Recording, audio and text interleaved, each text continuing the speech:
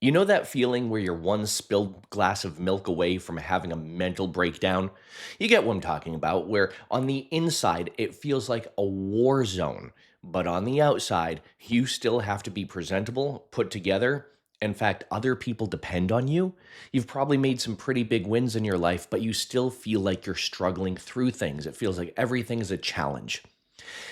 In case you're wondering, yes, it is workable. You can work through that. And I know this because I was that.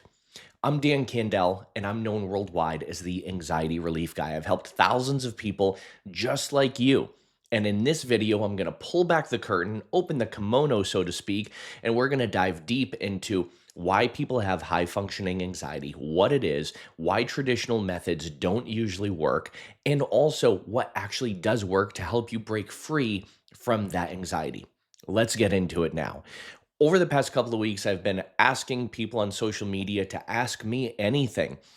And the people who are asking questions, you're not holding back. So I'm not either. So I'm going to answer the questions that you have asked right here in this video. And I have a bunch of them down here on my laptop if you see me looking down. So someone asked, what actually causes high functioning anxiety? I feel like half the time I'm going out of my mind, even though nothing's actually wrong. This is a really good question because many of us don't realize what we're struggling with is actually anxiety. But it's like anxiety in disguise because the anxiety is a spectrum. There's low functioning anxiety where people are struggling with panic attacks. They're on all these medications. They've been going to therapy for a long time, or they're crippled in fear. They're living in avoidance mode and they don't function very well because that anxiety just crashes their nervous system. But on the other side, there's high functioning anxiety. And this is where people still operate. They're presentable. They've made really big wins or they're pretty successful on the outside, but on the inside, they're struggling. And what causes that? What causes that is trauma, chaos, and growing up in conflict, growing up where this is very typical actually of people who have grown up in families battling addiction, substance abuse, other forms of abuse, and broken families as well. This is where we have learned to brace for impact almost our entire lives. This is where we've learned to just keep the peace and try and go with the flow, even though we compromise our own integrity. This is where we learned to be a victim of hustle culture and just keep going, keep going, keep going. No matter what happens, just keep going. But on the inside, you feel like you're about to crumble. And that starts to eat away at you after a while. And some people, we start working in their 20s or 30s. Other people, it takes decades before we begin doing that inner work. So, high functioning anxiety is actually a result of your nervous system being on edge, feeling like the next shoe is about to drop, or like you're constantly putting out all these fires. And it's from trauma way back when. Now, there are people, in the rare exception, who will say, but I haven't had any trauma. I've had a pretty good life. But there's still something that trained you to respond in a way where you feel like the world is about to crumble beneath your feet. And usually, what it might not be a crippling trauma, but it might be trauma in disguise. And this is where people might have dealt with just little things that may have snuck into their subconscious mind and created that anxiety. A lot of people also want to know about nighttime anxiety. Why does anxiety spike at night? Why does it get worse at night? And people say, like, even though I had a good day, as soon as I lay down in bed and I try to fall asleep, it's like my mind keeps going, and it just runs and runs and it worries and it overthinks. And here's why. Throughout the day, your mind is occupied. But at night, when your mind is at rest, your mind actually goes into this mechanism where it tries to finish unfinished business. And it tries to get you to think about everything that you haven't really been thinking about throughout the day. So you might be thinking about all of the loose ends you have unraveled. You might be thinking about all the things that could possibly go wrong. You might be thinking about all the drama of what might be happening in the world or what you just saw on TV or a conversation that you had with your friends, or you might even think about when you were embarrassed in the second grade. And you might be wondering, "Oh my gosh, that was horrible." And then you start to feel on edge. Why? Because our thoughts influence our feelings, sensations, and emotions, which influence our behaviors, actions, reactions, and responses. So when you start to think about all that stuff at night, you begin to feel on edge, uncomfortable, uneasy, agitated, reactive. And then what happens as a consequence of that? You can't fall asleep. And what you're doing is you're actually anchoring bedtime and your bed with anxiety, stress, overwhelm, and overthinking. So as soon as you get into bed at night, your mind starts to spiral and it goes, "Here we go again." And that, my friends, is due to anchoring all that stuff to that time of day. So what can we do instead? Instead, we can retrain our mind to think better thoughts. And one of the ways I have people do this, I know this sounds so life coachy, but one of the ways I have people do this is through gratitude, through asking themselves certain questions that can redirect those negative thoughts and turn them into empowering thoughts, and to think about something absolutely wonderful, which will help you feel wonderful, which will help you fall asleep easily and peacefully. One of the other reasons why it's so difficult for people to fall asleep at night and they start to feel anxious and overwhelmed and worried is because of the pressure to fall asleep. Imagine I walked into your room and I saw you staring at the ceiling thinking, "Oh my gosh, I really want to go to sleep." And what if I walked in your room and I go, "You must fall asleep right now or else there are going to be consequences." You think you'd be able to fall asleep? Absolutely not. The same thing is true if I said to you, "You must relax. You have to relax." You think you're going to be able to relax under pressure? Absolutely not. So, one of the reasons as to why it's so difficult for people to fall asleep or for people to feel comfortable and relaxed is because they're demanding it so much of themselves and they're telling themselves what's going to happen if they don't relax, what's going to happen if they don't get enough sleep. And again, that creates a trigger or an anchor for those times of day for those thoughts to come up. Anxiety isn't really a threat, it's survival gone rogue. So, whenever you start to feel anxious or uncomfortable or uneasy, your brain is doing what it does best. It's trying to protect you. But what it actually does, it's actually sabotaging you, but it doesn't realize it. It doesn't realize there's no threat anymore. It doesn't realize there's no chasing bear anymore. There's no bear chasing you. There's no saber-toothed tiger chasing you. And in fact, I described it like this. I was seeing a bunch of clients yesterday in my office, and there was this guy that came in at the end of the day, and he's like, "My anxiety runs rampant at night." And I said, "Totally get it, totally understand." And he said, "There are certain triggers of anxiety, and it's all around like financial stuff." I said, "Okay, go ahead. Let me know with the last time specifically you felt anxious." And he goes into this uh, trigger of he said, "Well, one of my credit card bills started to creep up, and then I lay up awake at night. I'm like, how am I going to pay this? I'm going to have to take on extra hours at work. I'm going to have to do this. I'm going to have to do this. And then my wife is going to find out. My kids are going to find out. And what happens if I can't afford their college? And what happens if my wife finds out that I haven't been managing our finances and she divorces me? And what if, what if, what if, what if?"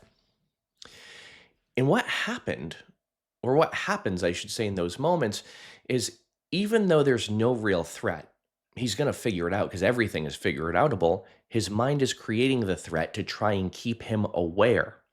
Because many of us think the more stressed we are, the more we care about something. And that is so untrue. That's a fallacy. We can care about something and not be stressed out about it. In fact, the more stressed we are, the less clear we're thinking. When we are operating from a place of stress and anxiety, we're making decisions from the same places if we were intoxicated. A lot of people asked, "What are nuts?" because I talk about nuts all the time. What are nuts?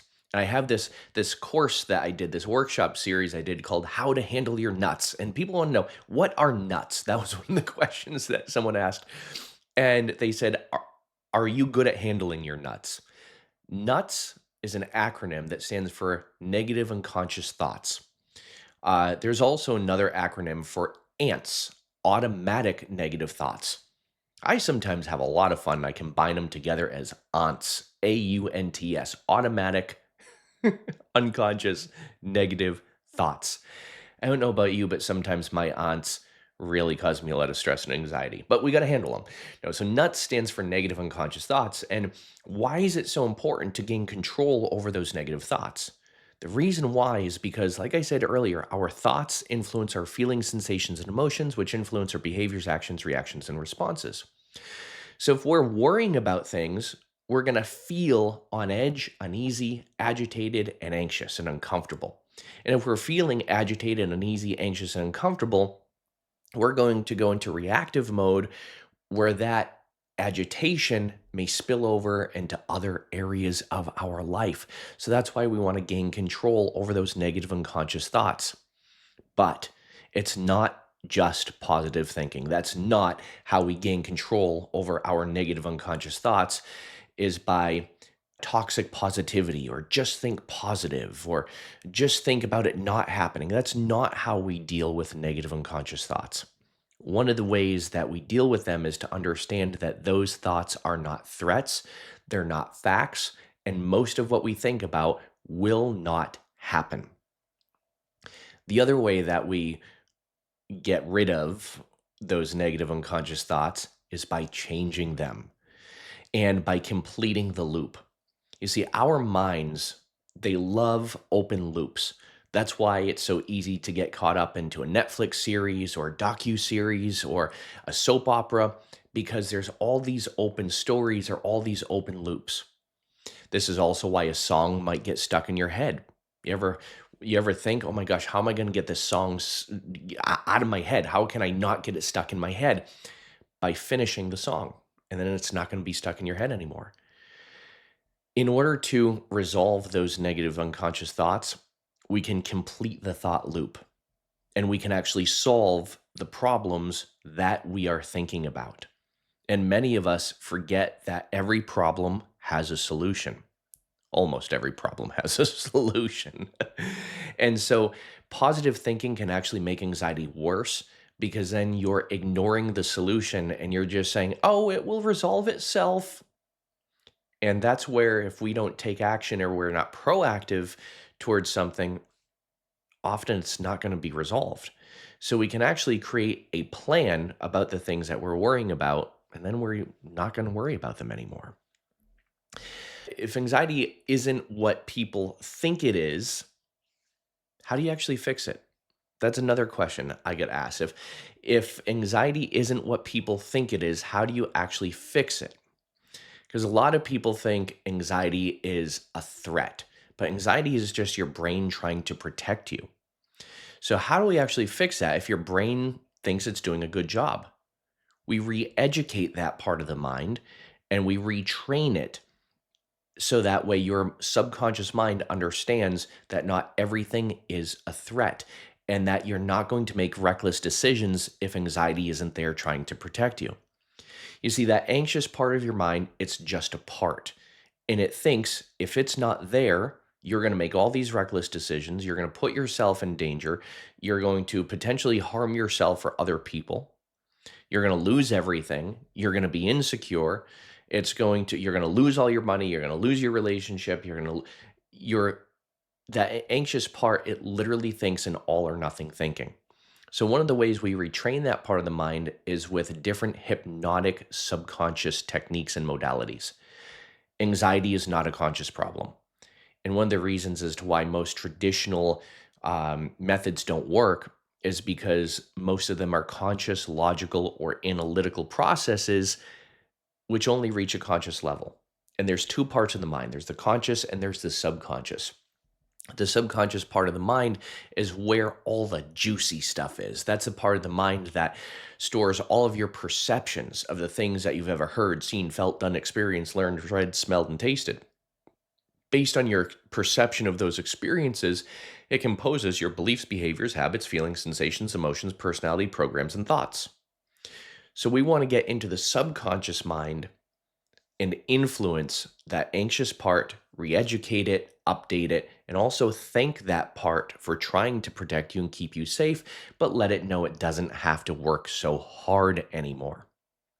And when you do that through subconscious reprogramming, it actually happens very easy. We only need really just a few sessions in order to do this, in order to show your subconscious mind that the things that you used to perceive as dangerous aren't really dangerous anymore.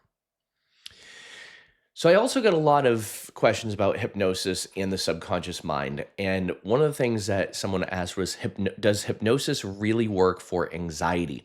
I've been to a hypnotist before and I just couldn't relax enough.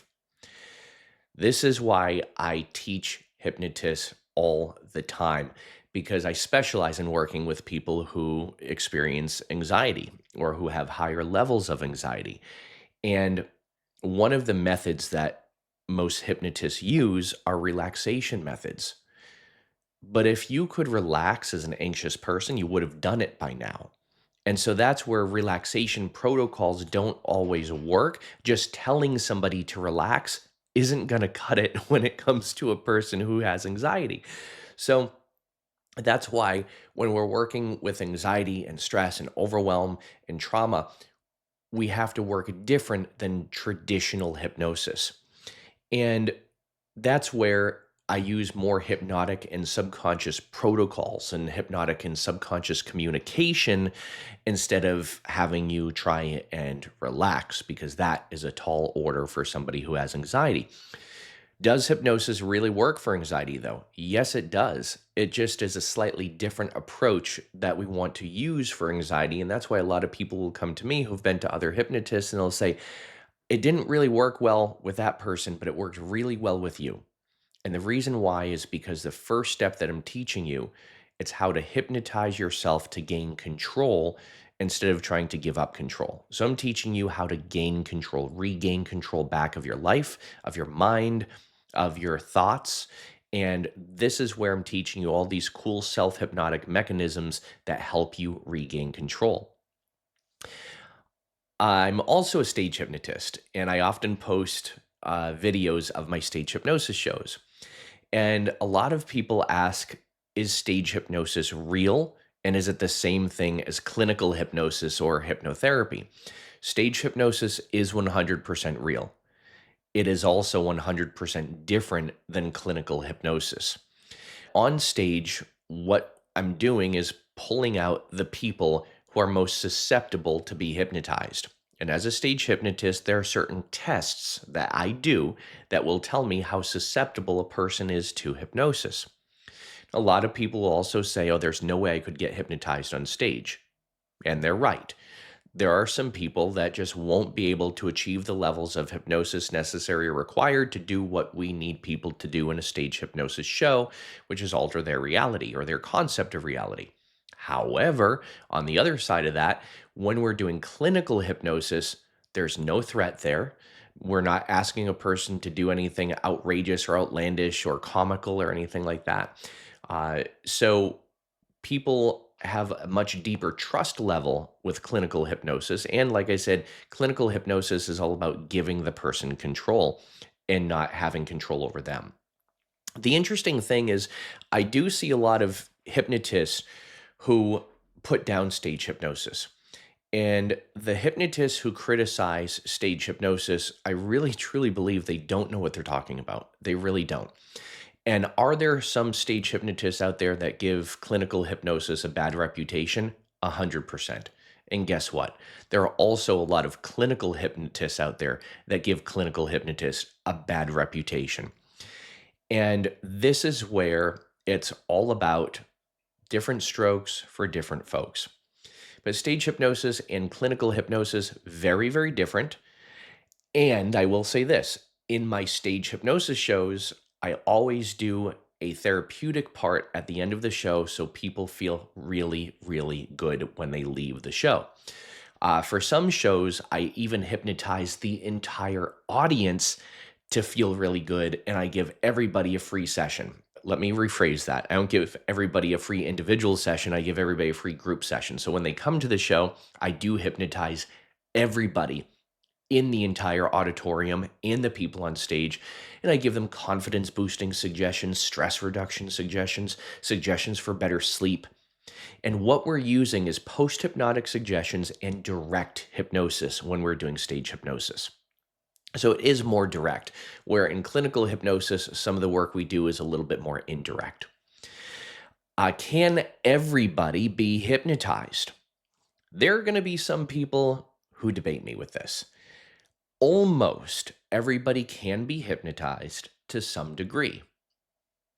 Now, it doesn't mean everybody can be hypnotized the same way, at the same time, to the same depth. And this is also depending on what hypnotic scale we're using. There are many different scales of hypnotizability in hypnosis. The one that I've been taught is the Harry Aaron scale. And it goes from light hypnosis to what we call somnambulism or deep hypnosis. And there are 6 levels to that scale. And according to studies, I believe it was from Stanford University, they did a study and said that only a percentage of people can be hypnotized into really deep somnambulism or a really deep level of hypnosis. But this is why when people work with me, I take the depth of hypnosis out of the process. I don't care how deeply you go into hypnosis or don't go into hypnosis. That's why I use hypnotic methods and hypnotic principles. It's not just hypnotizing you, hoping it works, and then saying, on my count of 3, you'll open up your eyes and the problem you had will completely go away and you'll be a completely different person. That's what we call a superficial suggestion. And there, again, there's a debate in the hypnosis community whether a person should be in deep, deep hypnosis in order to work with them. And if you can't get them into deep hypnosis, it's usually because of the hypnotist. It's the skills of the hypnotist. And there's other debates about how fast you can hypnotize a person and how deep you can hypnotize a person. And you know what? A lot of it is bullshit. Our goal as hypnotists is to change the way you think, help you change the way you think, so we can help you change the way you feel, so we can help you change the way you behave, react, and respond. In my world, it doesn't matter how we do it. I could look at you and go, and blow in your face. And if that works, great, wonderful. Not always that easy, but that's why it's really important to know many different methodologies. In fact, yesterday I had a client who's gone to 2 other hypnotists before. He said, Dan, one hypnotist really helped me out. Second hypnotist did not. I'm hoping you're going to be the third time's a charm. So you can bet your bottom dollar I asked this guy about his experiences with both hypnotists. And he said, the first one, he was also a stage hypnotist. He hypnotized me really, really deeply. I thought I was there for about 2 minutes. Turns out I was there for an hour. He gave me some really good suggestions, and it worked for like about 4 years. He said, when I felt anxious again, I went to another hypnotist. He said, this is a person that tried to bring me back to my childhood and help me figure out why I'm anxious and yada, yada, yada. And he's like, it wasn't the right protocol for me. I said, great, wonderful. Now we know what doesn't work. We know some things that do, and we know that you're open to other things that probably will also work because I'm going to work with you differently. So do you think I hypnotized him and brought him back to his childhood? Nope, absolutely not.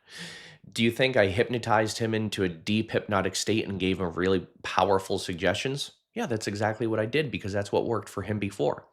And also, I also did my own Dan Flare, the anxiety relief guy Flare, and with it, where I taught him some nervous system relaxation responses. I taught him some self hypnosis responses to really gain control. I taught him a little bit about tapping as well and how to tap down that anxiety. So I taught him all these subconscious communication skills that he can now use anywhere, anytime. And he was super happy with it. So, can everybody be hypnotized? Yes and no. It all depends on your definition of hypnosis and the method that you use, what scale you're using, what scale you're going on. There's a lot that depends. Is hypnosis mind control? I wish it was. If hypnosis was mind control, this would be Prada. If hypnosis was mind control, we would all be robbing banks. We all would be. No, hypnosis is not mind control. Now you might say, "Oh, but I saw on the news this hypnotist that took advantage of his client." Let me just have you pump the brakes right there. There wasn't just hypnosis involved. There were a lot of conditions that need to be met in order for people to be manipulated.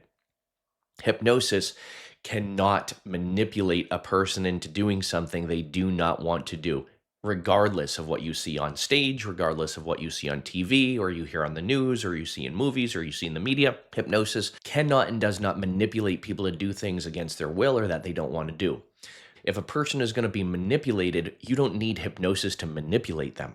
In fact, we are all manipulative on some level. Think about this. Think about you and one of your friends. You both were going out for dinner.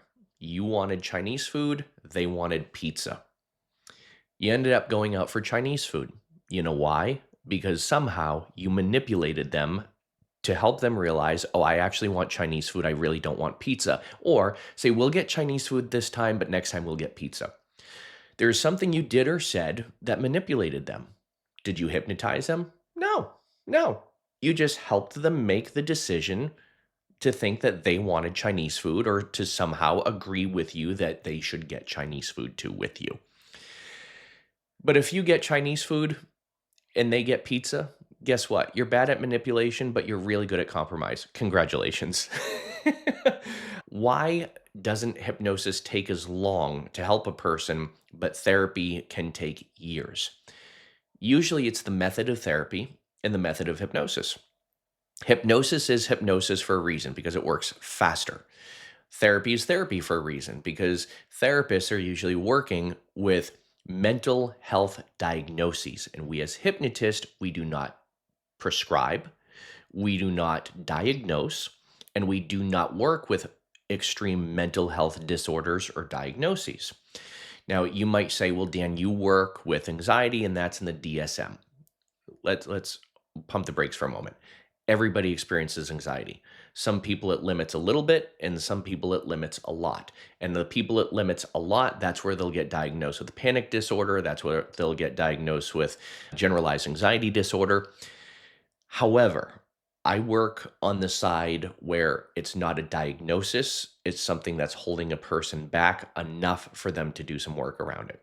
Most of my clients come from referrals from therapists, from psychiatrists, and from psychologists. So therapy takes longer because it's a very different method, completely different method. And therapy also takes longer because usually therapists are working with the conscious mind, hypnotists work with the subconscious mind. I will say this, I'm getting my master's degree in clinical psychology so I can get my PhD. And what I'm finding is that there's a revolution in therapy where a lot of therapists are getting on board with using more subconscious protocols, which I think is fantastic. And there's this amazing revolution that's happening. I had a bunch more questions that people asked, but we're going to get to that in a different video. I would absolutely love if you subscribed, if you asked questions as a result of this conversation that we're having. And if you would like to work with me, all you have to do, go to my website, dancandell.com. There's an application that you can fill out there, and I have several programs that you can get as well, all different levels. As always, be well, do good, be true to who you are. Happy healing. Bye for now.